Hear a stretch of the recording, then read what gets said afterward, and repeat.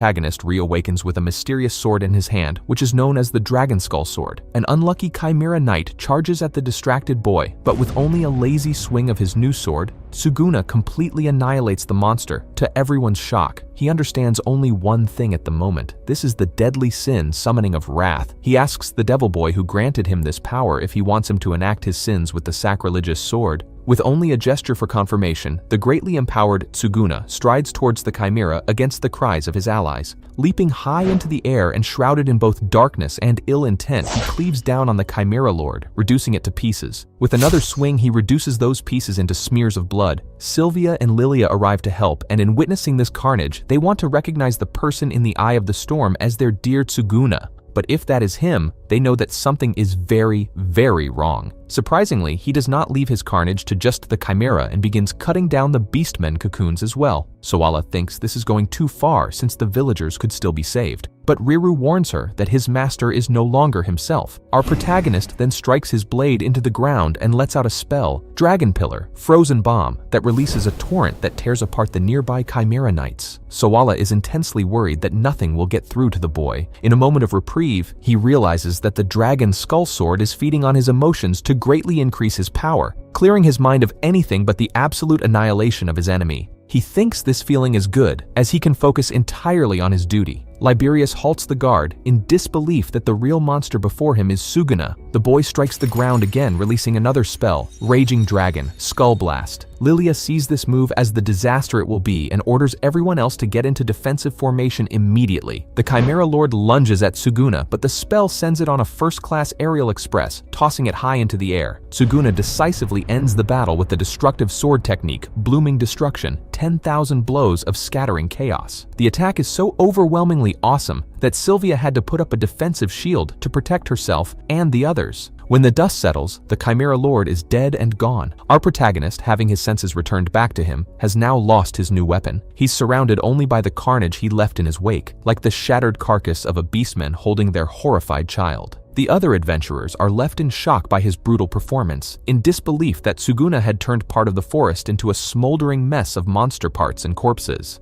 What exactly is he? The only one not impressed is Hakuto, since the whole display ran Tsuguna dry of his magic. He and Riru return to the grimoire. They tell Sawala that he might not need them anymore, and for her to take care of him in their stead. Fearful, Sawala approaches Tsuguna, who is the most traumatized by what he is seeing. The beastmen remains from the Chimera are trying to reform despite having been separated and lost their cores. Tsuguna blames himself. He entered a realm of power he shouldn't, and this is what happened. Sawala tries to assure him it was for the city, but truth be told, he wasn't even thinking of the city. He felt only satisfaction over having the power to destroy anyone, not caring or fearing for anyone or anything around him. He thinks he's really become the cursed child his family deemed him. Someone happens to agree. Violet appears out of nowhere, and while screaming to the heavens that Tsuguna has committed an unforgivable sin that will damn the entire world, she launches in full attack with the knife right into his shoulder. We return for a moment to the city. Yutis is the unfortunate bearer of bad news as she tells Ryuk's son that his father may have betrayed the guild and that the child will be taken by the guild for his own safety.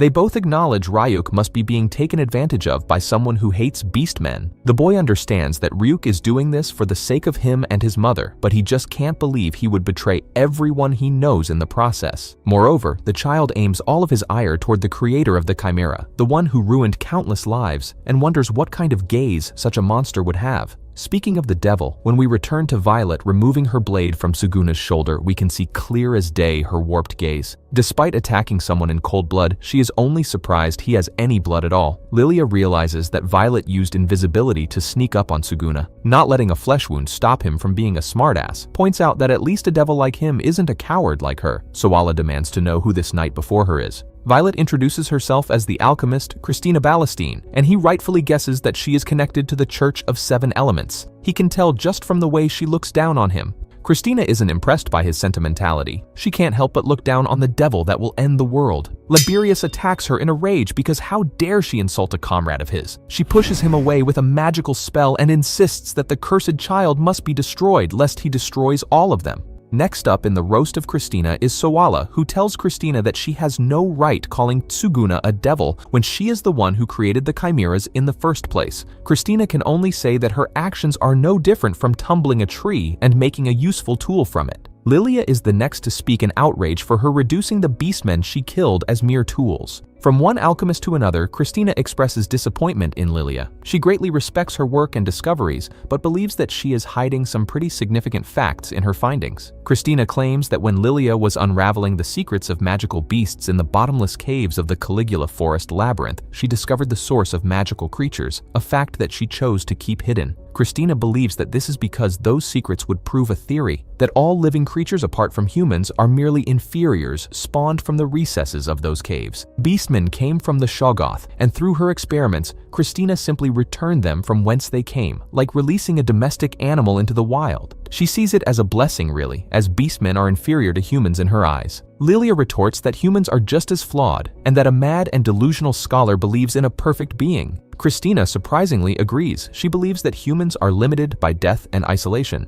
But despite that, there are the only ones who have the potential to awaken a third eye within the pineal of their brains and become one step closer to perfection. Lilia secluded herself from the truth, and such ignorance, Christina believes, should be a crime and a sign of incompetence akin to the beastman's very existence. Lilia is left stunned as Christina wipes her hands and gets ready to depart. Maybe she'll improve her chimeras using some other village of beastmen. Liberius refuses to let her go without a fight, but he is halted by Kurus, who does not want her dead, not yet anyway. He investigated Christina's inn and found a money trail and letter to and from Levantilia. He wants her captured and questioned for everything she knows and is affiliated with, then arrested and detained for her crimes against humanity. He demands she accept arrest, which she naturally refuses, not even dignifying the idea of beastmen with constitutional power. Christina takes a bow and says that a sprouting is about to take place. She had scattered seeds across the corpses of the fallen beastmen, and this corpse magic turned them into an impromptu army that will allow her to make a clean getaway. With another spell of invisibility, she vanishes, staying around long enough to state to Tsuguna that she will have his head, and a devil like him shouldn't have ever seen the light of day. Tsuguna only glares back to wherever she is,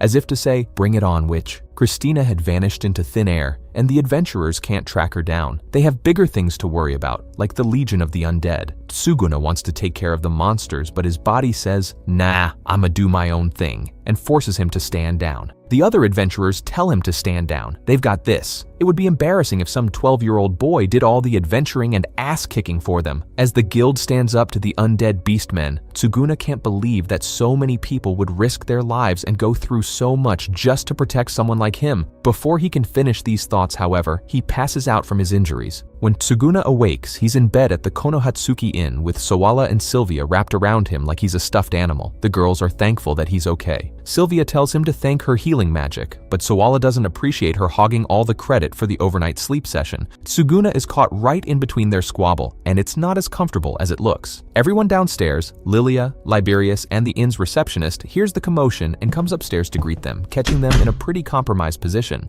Liberius is a little impressed. Being surrounded by women is typically common for a hero, though Tsuguna insists it's not what it looks like. Tsuguna asks how long he's been out, and Liberius informs him that he's been out for 3 whole days. Thankfully, with the girls' help, the guild took care of the beastmen and came out more or less unscathed. Lilia tries to spare Tsuguna's feelings by telling him that the villagers were already decomposing in their cocoons, so they were too far gone to be saved no matter what he did. She further explains that the corpses were far too damaged to be identified, so they are burning them all in a pyre for a mass burial. He tried his best and that should be enough, but Tsuguna is still very much regretful of his actions. Sylvia and Liberius say such feelings are just part of being alive. Life comes to an end and you'll never know when or how you will go out. It's something that you simply have to accept. Tsuguna notices a blue plume of fire outside. That's the ritual flame to bring peace to the victims. Sawala casted the flame with Fox Flame so that she can dispel the effects of turn undead, and the mages took shifts for 3 days to keep the fire going. As for Ryuk, while his actions have made him the pariah of Riavel, he has finally moved on, reunited with his son, and they've gone back home to rebuild and start a new life. Eutis mentions asking Count Rievelnard to provide Solda village support as well. Karus is handling the paperwork and busy work, so Eutis has free time. While she was talking with Ryuk's son, Eutis realized that tomorrow is her little brother's birthday, so she's going to take some time off to visit his tomb. Back at the inn, Liberius is curious about the nature of Tsuguna's grimoire. Tsuguna explains that he didn't want people to know about the book since he doesn't quite understand it yet himself. Yudis believes that Tsuguna becomes completely unstoppable when he uses the forbidden power he summoned to defeat the Chimera, and Lilia is concerned if Tsuguna will keep his sense of self the next time he uses it. Tsuguna begs everyone for their help to make sure that he never uses such a power again, and he feels incredibly grateful that they stood by him despite what he did. This experience, above all else, made Tsuguna understand the importance of teamwork and companionship. He sees Ryavel as a place where people fight against the intolerance of others, and he wants to be part of such a community like that. So he wants to reaffirm his desire to be an adventurer. And to prove his devotion to this idea, he wants their help to stop him from being swayed by his dark thoughts. Sawala promises to take this burdensome task as she came to an epiphany. While she sent the deceased beastman off, she realized that such kindness is one she has to do herself. She wants to join Tsuguna and become Stardust, the strongest party in the guild, and she thanks Tsuguna for being her first friend.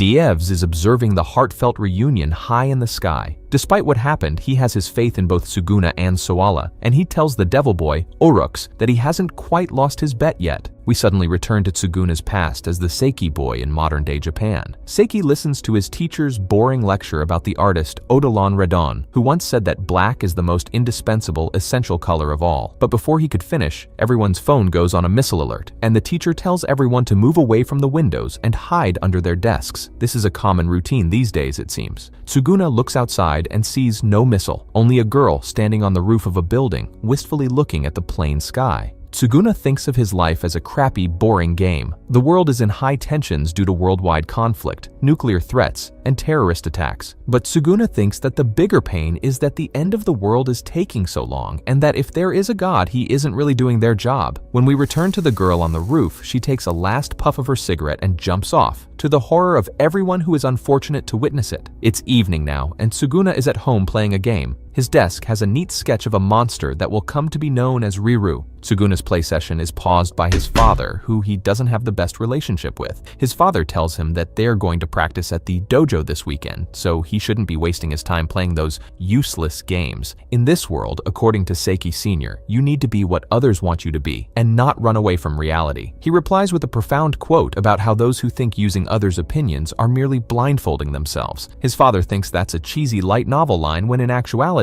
he got it from his dad's book about Nietzsche. This actually makes his father laugh, but Tsuguna thinks to himself that it's his father's crappy attitude that eventually worked his mother to death, and that he's old enough to realize that he is not a good father. Tsuguna gets a notification on his phone from his group chat. They're talking about the girl who jumped off the roof and how the school is keeping it quiet due to her being an immigrant. However, there's a rumor that she never actually hit the ground. She said that her negotiation was successful and that she's leaving. When someone asks who she was negotiating with, someone else replies that it was God. Tsuguna looks out his window, the sky, sights, and turns off his phone. The next day, all Tsuguna can think about is if the girl really existed in the first place, and if she did, how happy she must have been to leave this world. She surely must have had a wicked smile on her face. Back to the other world. In the Holy Leventilia Empire, Pope Iris had woken up from a dream about where she used to be. The girl she was resting with asks her if it was a fun dream, and Iris can only help but give a wicked smile. Sometime later, we see that Tsuguna, Sylvia, and Lilia have returned to their home in Caligula Forest, and they've brought Sawala along, who is so excited to see the home of her idol. Lilia tells her Mikasa is Tsukasa, and that's when Sawala notices a fluffy hairball right outside their door. This hairball, unlike most hairballs, can talk and calls itself Kilia Renril, Sylvia's little sister. Everyone goes to the dining room to talk. Sawala and Tsuguna are really surprised that Sylvia and Kilia are sisters, since they look nothing alike. They've already gotten off to a bad start with calling Kilia a hairball, and she is not appreciative of being compared to her sister, but she changes her tune immediately when she meets Sylvia's master. Kilia heard all about Lilia through her sister's letters, and she really wanted to get to know the Lavender Magician, who must have certainly been teaching her big sister important research and a whole bunch of skills. Lilia doesn't have the heart to tell her that she has only had Sylvia do the housework. Kilia wants to tell Lilia something, but she gets gun-shy and says she'll wait until everything is calmed down. He asks why Kilia pretended to be a hairball in front of the door, and Kilia replies that she was waiting outside for someone to answer and camped out for 3 days, getting hungry and lonely. Sylvia explains that they were, to say the least, a little busy, and Sawala apologizes for mocking her when she's been through a lot. Kilia insists that her hair usually isn't so messy and tries to tear her hair out, brushing it to be as straight and beautiful as her big sister's. Everyone else thinks she looks so much cuter the way she is, though. With Sylvia and Kilia coming from a place far south of the Caligula forest near the Mephistophel Empire, Lilia notes it must have been very difficult for her to get here. Kilia ignores the concern and says her specialty in magic made it no problem. Sylvia wants to make a big welcoming feast for her sister, and Kilia and Soala want to help with the cooking. Tsuguna also wants to help, but everyone says that he maybe sits this one out. Kilia asks an important question: who is that boy? Sylvia explains that she's basically her new little brother, and he's actually pretty good with magic and cooking, despite appearances. Well, the girls begin to cook, and we'll be honest, it is quite a disaster. Cooking is not Kilia's strong suit. The pot explodes in her hands, she trips and breaks all the dishes, and she cuts herself a fountain of blood with the kitchen knife. Sylvia gives her sis something more her speed by giving her some boiled eggs to peel. Now this is something Kilia can do. With a spell, the shell becomes as soft as a fruit's skin and she peels it off easily. Soala is amazed by such magic, but an oddly humble Kilia only says it's a side effect of her defense nullifying magic. Our protagonist recognizes such a skill as one of a debuffer class, and he says he thinks it's very impressive and frightening that she made it all the way here by debuffing and paralyzing all the monsters in her way. Status effects draw monster aggro, so she would have made herself a bigger target in the process. Kilia turns the concern away, again, and says that she didn't have any problems at all. Hell, she even only had her butt bitten by a basilisk a whopping one time. Basilisks are known for their comedic timing because right as she says that, the bite mark flares up and Sylvia takes her sister to her room to apply some medicine. The sun has set and Kilia's nursing her butt boo-boo. Highly embarrassed, she nonetheless thanks her big sister. Sylvia notices that Kilia has gotten thinner and tells her to start eating healthy too, because what will their parents think if Kilia comes as skinny as a skeleton? Kilia jumps into Sylvia's arms, sobbing. She came all this way because she wants to become Lilia's pupil and train with her sister, and she doesn't want to be sent back home. Kilia, if you haven't noticed by now, is very insecure about how she compares to her sister, like their height difference, or her hair not being as pretty as Sylvia's. Sylvia thinks to herself that this is exactly how Kilia's always been, but as always, she's happy to have calmed her little sister down with a kind embrace.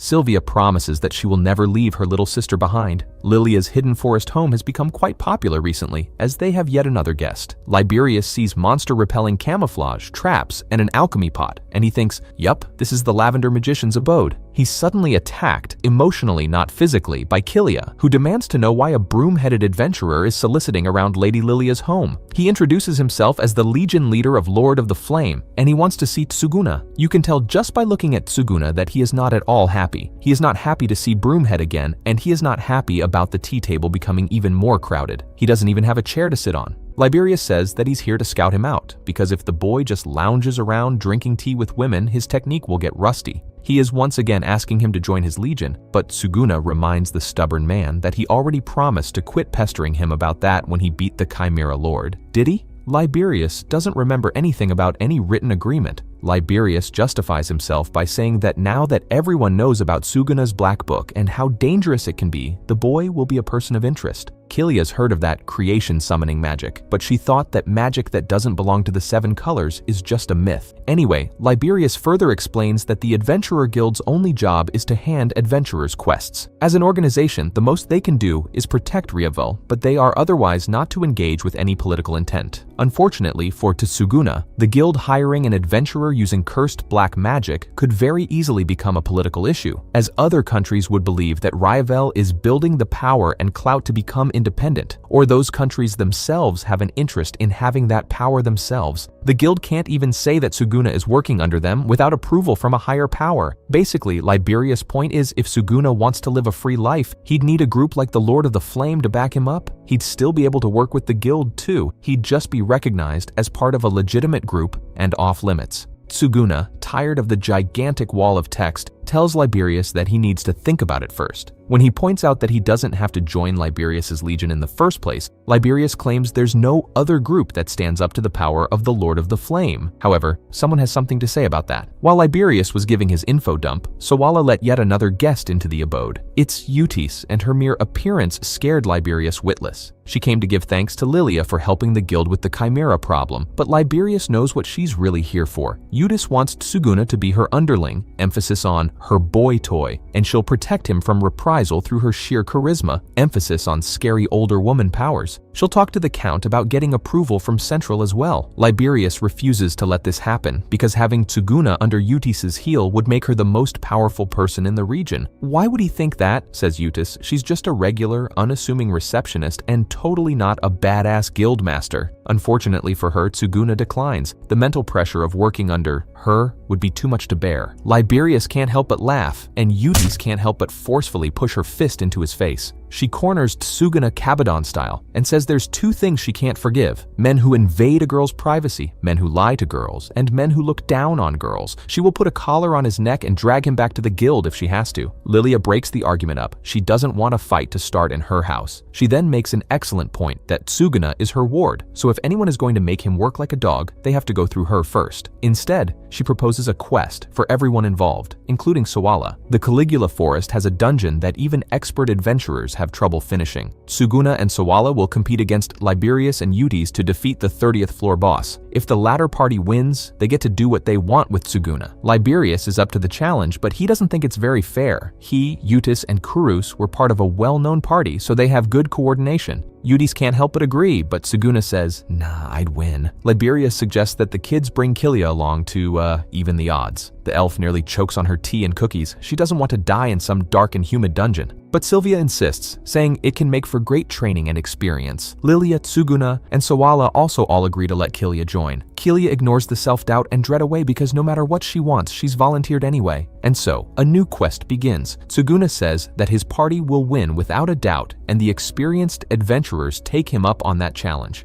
Kilia is very doubtful, but her big sister tells her that she just needs to have confidence. The two parties meet up at the entrance of the Caligula Forest Labyrinth. Tsuguna bears repeating, but if and when he defeats the 30th floor boss first, Liberius and Eutis will have to leave him alone. Liberius accepts the deal, but Eutis is less patient, wanting to get this contest over with already. She and her companion rush right into the dungeon, leaving Tsuguna's party in the dust. But he's cool and isn't worried. His party will take their time. In fact, he is more concerned about Kilia, and if she feels ready about her first dungeon dive. Sawala thinks to herself that Tsuguna sure has changed. He's much more reliable this time. In the dungeon, Liberius and Eutis encounter a scary-looking boss, but for these two experienced heroes, even the first-floor bosses of the most difficult dungeon are mere weaklings. He now wants to take a break, but Eutis insists that they keep moving. Maybe if he took this seriously and didn't hold back, Liberius wouldn't be so tired already, she says. He is amused and interested by the guildmaster's new, more somber attitude. Meanwhile, we are back with the kids, and Kilia is not taking to the dungeon life well. She's already fell flat on her face, and there wasn't even a monster or anything. Tsuguna gives her a helping hand, but she insists that she's perfectly fine. She doesn't need his help yet.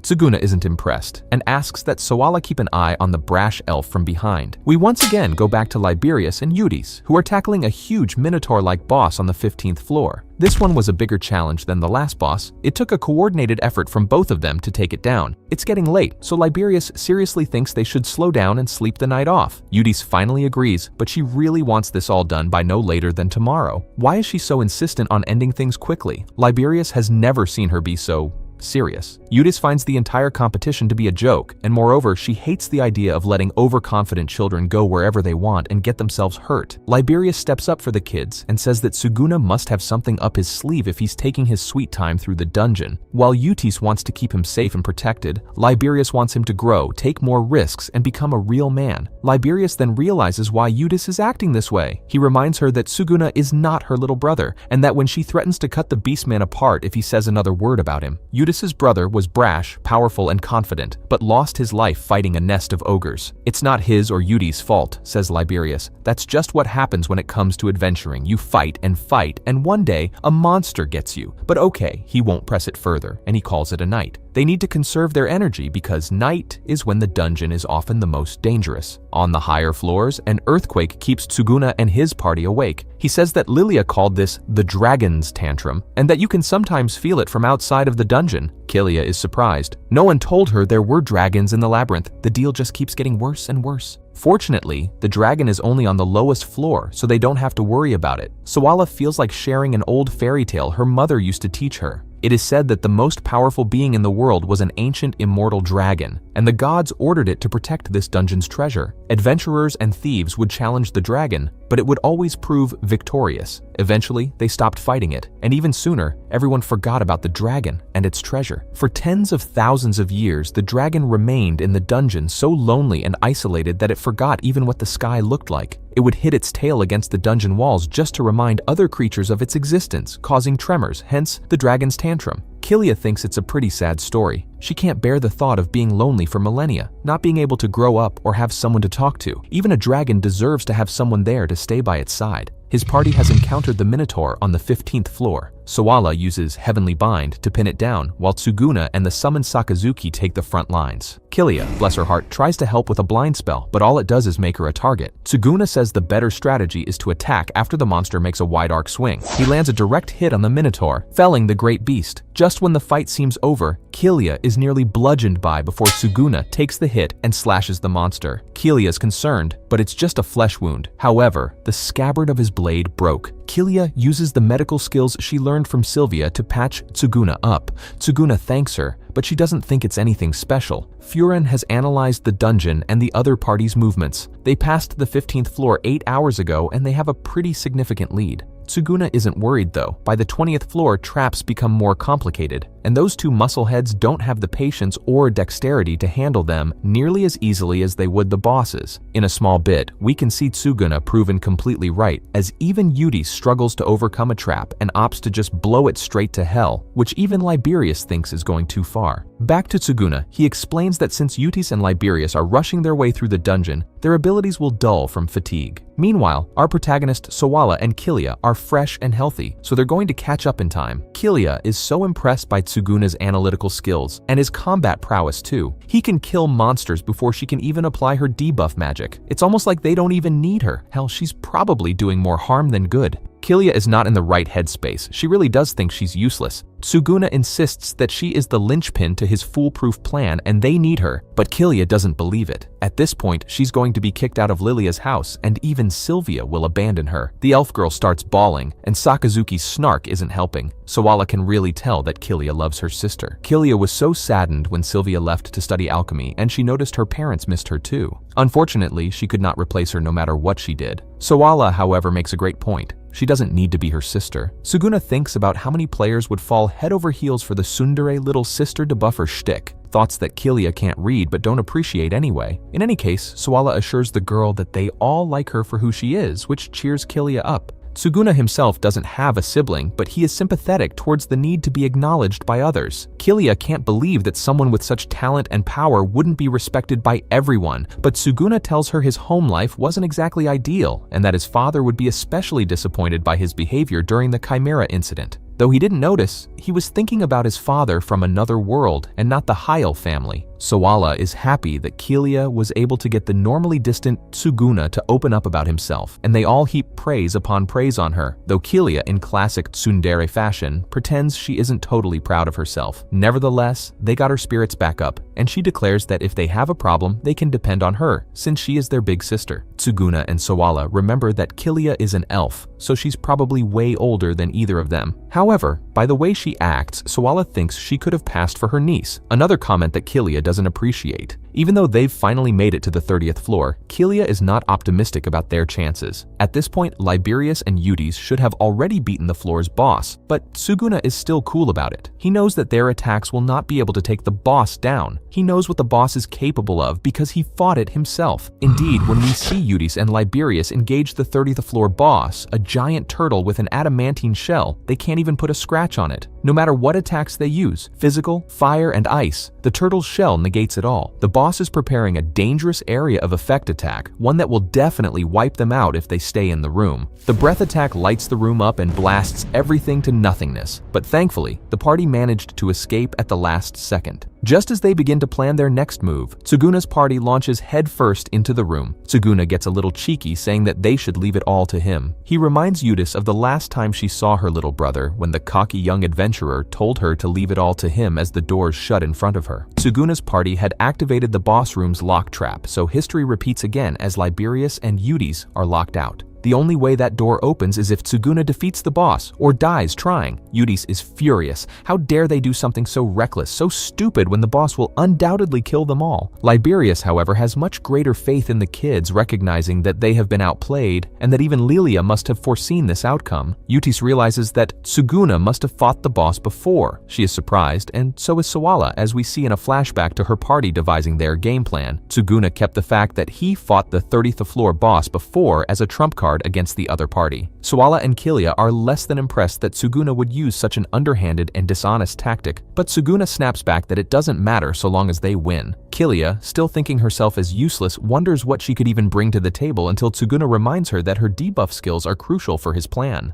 From then on, we learn about the party's plan as they execute it to perfection in the present. First, Kilia, the centerpiece of the plan, uses her debuff magic to remove the turtle's defenses so they can actually hurt the damn thing. However, she can only debuff for 10 seconds, and it takes 2 minutes for her to do it again. A tight schedule, but Tsuguna expected for this to take in multiple rounds. With Ferran keeping time and Tsuguna drawing aggro, the next phase of the plan addresses Sawala's worries about the breath attack. When the boss prepares to launch the attack, it opens its scales and stands upright. When that happens, Kilia casts slow magic, while Sawala restrains the boss off with Heavenly Bind. Tsuguna lands a blow to the legs, and the turtle is flipped over, canceling its breath attack. Even though this gives them the chance to attack its weak point, the party will instead wait out the boss's recovery so that Kilia can use her debuff again, rinse and repeat, along with additional instructions as needed, and they should be able to take this boss down in 15 minutes. As the party clashes blades with the boss, the ancient dragon listens and observes with interest. Yes, this may be it thinks. This may be the day that a powerful adventurer will come to put an end to its lonely, miserable existence. Tsuguna's party is in the final cycle of their attack, and now they can go all out.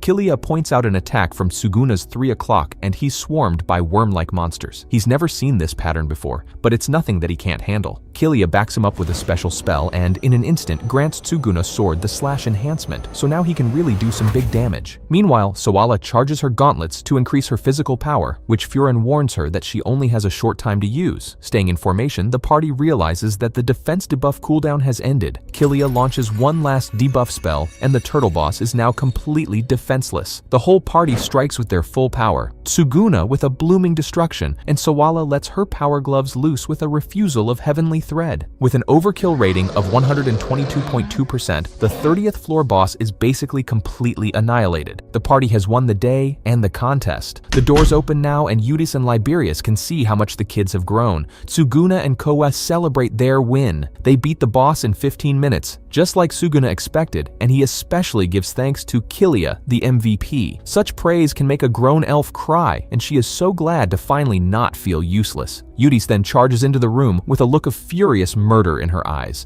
but instead she embraces Tsuguna, which catches everyone off guard. She never cared about the contest. She's just glad that everyone is safe. Tsuguna has absolutely no idea what's going on, and Liberius couldn't tell him. Instead, the Beastman is more preoccupied with something else. The boss has been defeated, but that doesn't mean they can lounge around and let their guard down. They need to get back home ASAP, because when you take down a powerful boss, you are bound to attract the attention of ancient monsters. And right on cue, the dragon's tantrum becomes the herald for a new and infinitely more dangerous monster. The ancient dragon seeks an end to its existence, and failing that, an end to theirs. The legendary ancient dragon has appeared, and Kilia is shocked that those fairy tales weren't just fiction after all. Everyone has their asses clenched, and Liberius and Eudes can only scream at the kids to run. They're too exhausted from their fight and can't hope to take it down. Despite his hate for being talked down to, Tsuguna can't help but agree. The dragon speaks to them in an unknown language, languishing that he has to rely on such noisy mortals to put an end to his existence. However, Kilia manages to understand it and tries to talk to the beast. Even though her knowledge of ancient dialect is pretty elementary, the dragon humors her by speaking in the inelegant common tongue.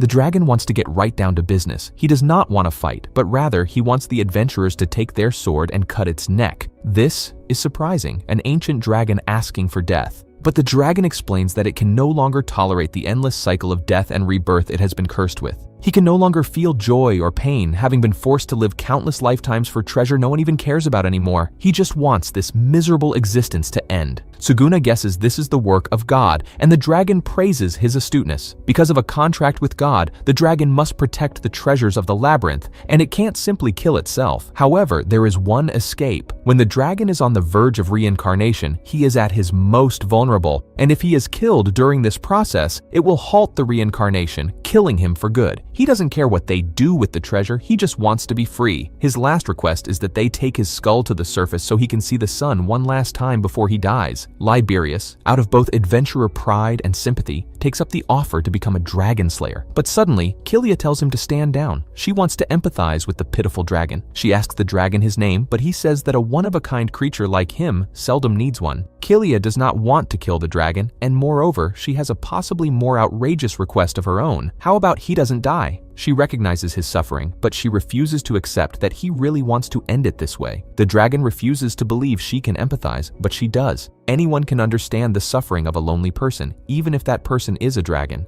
The dragon wants to die because he has had no one to share his pain with. Kilia suggests that they destroy the treasures instead of him, so that way he doesn't have to be bound to them, and he can leave and live with them. The dragon can't believe she would suggest something so outrageous. And even if they do as she suggests, the dragon will long outlive even the elves when he reincarnates. How will she protect him? Kilia's answer is pretty simple. She'll raise his reincarnated self as his mother. This plan is so patently ridiculous that the ancient immortal dragon can't help but laugh uproariously. But hold on. As Kilia gently touches his scales, he realizes he is dead serious about this. Yes, she may die well before he does, but that's the nature of a child and parent relationship. Children are supposed to outlive their parents. It may be scary to think about, but the dragon will be the same as everyone else and will no longer be alone. The ancient dragon doesn't even know what a mother is or why he would even need one, but the idea of never being alone, he can live with that. The dragon wants her to promise that she'll stay by his side for as long as she lives, and she says yes. The dragon undergoes reincarnation, and suddenly this giant, powerful monster magically shrinks to an egg in Kilia's loving embrace. The rest of the party is a mix of surprised and awed, but regardless, this means the battle is truly won and over. It's sometime later, and Tsuguna and Sawala have delved deeper into the dungeon to fulfill Sawala's promise to destroy the treasure. Liberius laments letting such valuable information go to waste, but Kilia insists for the sake of the newborn dragon. Eutis believes that the treasure probably isn't even worth all the trouble in the first place if it is as old as the world itself. Sawala descends down the dungeon with her heavenly bind, carrying Tsuguna down as he investigates the dark caves. They come across a mysterious and fascinating mural. Sawala believes it depicts chimeras or beastmen worshipping a deity. Tsuguna tells her to pay it no mind, but Sawala suddenly finds herself very worried that what Christina said about the beastmen being inferior copies of humanity is true. Tsuguna assures her that she is no different from himself as the two step into what looks to be an entirely new dimension, one made of stars and bizarre trees. Sawala believes that this is the nest of the ancient dragon, so pretty, yet so empty at the same time. Tsuguna approaches a bizarre but distinct object that resembles a watchful eye in this void. He says it looks archaic, yet so alive. Sawala screams for him not to touch it, then suddenly Tsuguna is surrounded by a storm of energy and power, and his grimoire goes wild. She rushes to save him, but she is pushed back by the sheer force. She begs for Tsuguna to not be taken away by the powers of the book, but it's far too late. The boy turns to look at her with a manic face and says that the Tsuguna she knows and loves is gone. The new entity knows that the people of this world would call it a god or superior being, but for the sake of standing out, it calls itself Oryx. The eyeball Tsuguna approached is an ancient artifact from Oryx's oldest believers, a gate used to travel through time and connect the demon's soul to the vessel that approaches it in the future. Thanks to the ancient dragon's reincarnation, Oryx was able to pull this plan off easily. Sawala demands to have Tsuguna back, to which Oryx can only look down on. He demands that she grovel and obey him, as the people of a slave race like her should hovel in his almighty presence. Oh, but the possession is yet to be completed. In order for Oryx to make Tsuguna's body his own, he will need to kill whatever is left of the boy first. Before he uses the gate and takes a quick nap, he tells Sawala that she can look forward to telling this story to her descendants. The story of the reincarnation of the Mad King who will destroy the entire world. Tsuguna wakes up back in Japan, of all places. Even more shocking, his mother is alive, living peacefully with his father. His mother cheekily ribs him for pulling an all-nighter with his RPG, and his father says he's happy that his son found something that keeps him invested. They all go to the dining table for breakfast. The family eats in blissful silence. The food is good, probably the best Tsuguna has ever had.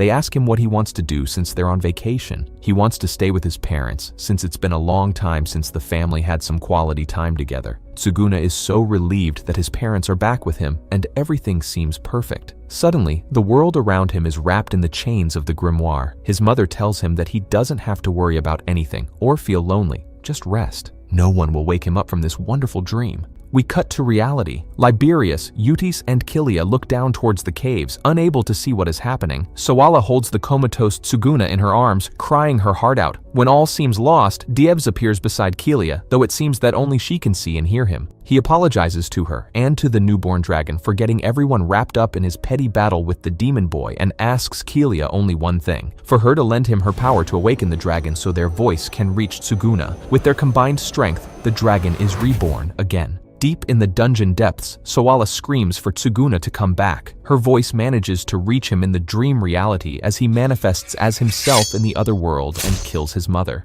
With tears in his eyes, he solemnly accepts that she is not his real mother. She left a long time ago, and she was never such a kind person anyway. This is all a dream that could never happen in real life. From the corpse of Tsuguna's fake mother comes the baby dragon. Despite its young age, the dragon is as wise as he once was and tells Tsuguna that he has fended off the evil god. Oryx created this fantasy to smother Tsuguna's soul and take his body. Through the same artifact that trapped him, Tsuguna was also connected to his father in the other world through a shared dream. When the house burns to the ground, they will awake in their reality and be separated forever. However, before that happens, the dragon will be the bridge to their dreams, and as thanks for freeing him from an eternity of suffering, Tsuguna will give his father a proper goodbye and tell him what he was never able to do before. Tsuguna's father, glad to see his son one last time, apologizes for letting Oryx trap them. In truth, despite how he treated him, he always wanted Tsuguna to see him as his real dad. They're not related by blood, but in the end, he was his father. He wants to know if there's anything he can do for his son before they part ways forever. Tsuguna tells him that in the new world, he lives a life that lives up to his parents' expectations and wants to feel connected to them, and he only asks that he give him the family name of Saeki. With his parting words, Tsuguna's father fulfills that wish, and the dream reality burns away for good. Tsuguna awakens in the new world, forever himself again, and thanks Sawala and for her gentle voice that saved him from an utter nightmare. The two embrace and return back home.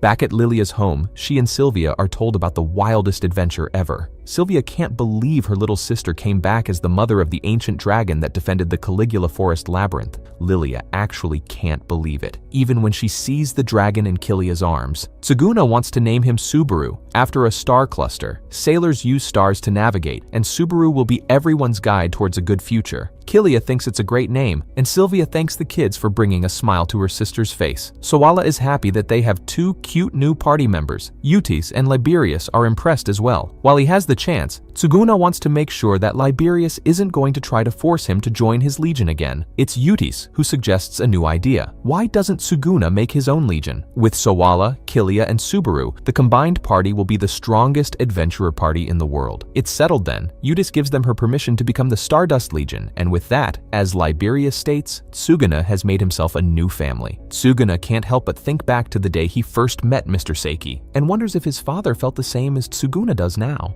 We make one last stop at the Holy Levantilia Empire as Pope Iris finishes her bath. She gets a little meta about the generic stories of black-haired children reincarnating into other worlds. She wants to break the cycle by painting the story as evil and creating a false world to oppose the gods with the help of Oryx, who is now trapped in a crystal. The battle is won, but the war is far from over. Back in the city of Ryavel, the Crimson Caption are no longer asking. They want the cursed boy and his book, even if that they have to rip it from his cold, dead hands. Demanding that they hand the dark book to them, Tsuguna can only smirk as he summons a whole legion of summoned demons, including some new faces you'll never get to properly see. As a knight goes for his throat, his sword shatters into pieces. Suddenly, he is confronted by Tsuguna's new legion. As he declares himself Seiki Tsuguna, the cursed boy and his new family lead the charge, no doubt ready to kick the asses of the Empire. And this is how this segment of the manga ends. Unfortunately, there aren't enough chapters to continue. So, if you're looking forward to another fascinating tale, click our best recommendation here.